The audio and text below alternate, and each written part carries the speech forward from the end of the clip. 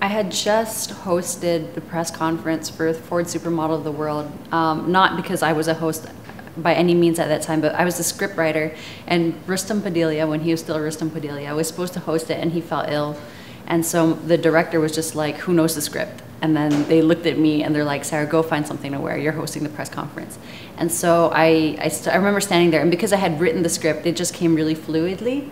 And I spat it out, and then the next thing I knew, we got a call saying, does she want to audition to be an MTV VJ? I think it was just a matter of being at the right place at the right time. I don't think they realized the depth of the music knowledge until after they hired me. So I think, you know, it was like a nice little bonus for MTV Asia, I would like to say.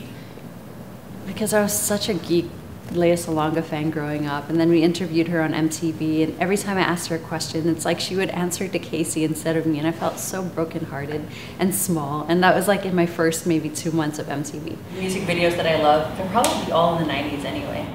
No. Okay, Blur, Coffee and TV, Missy Elliott, Super Duper Fly, Blind Melon, No Rain. Acts that I would like to bring back are definitely the original River Maya, the lineup from the mid-90s, because they were never the same after that. I would also say legit misfits of the 90s. MTV is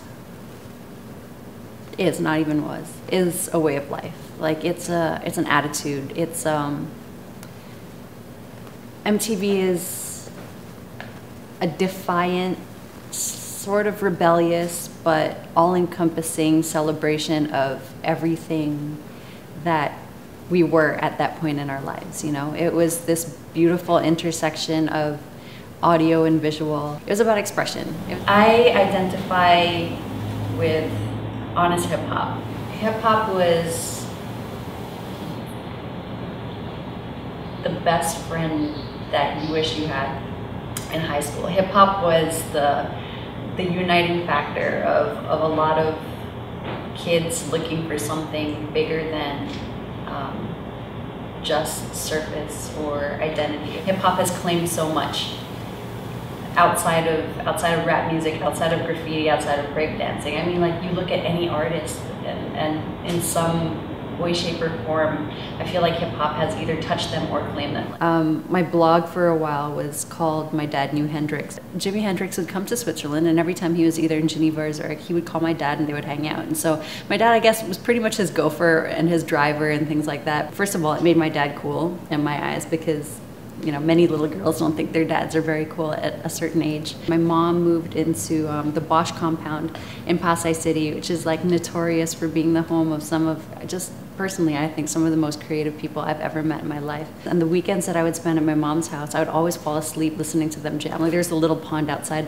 my bedroom window, and they would all be there with their bongos and just singing and just, you know, I mean, probably high as kites. I think it's to a fault almost sometimes, where I sort of ostracize people just because they aren't on the same page as me with music. I absorb music best when I'm by myself and in transit. Like, the only reason why I want to learn how to drive a car is so that I can feel that feeling of driving a car and playing music at the same time and like singing really loud. I don't know how to drive, but if I had to drive, that would be why.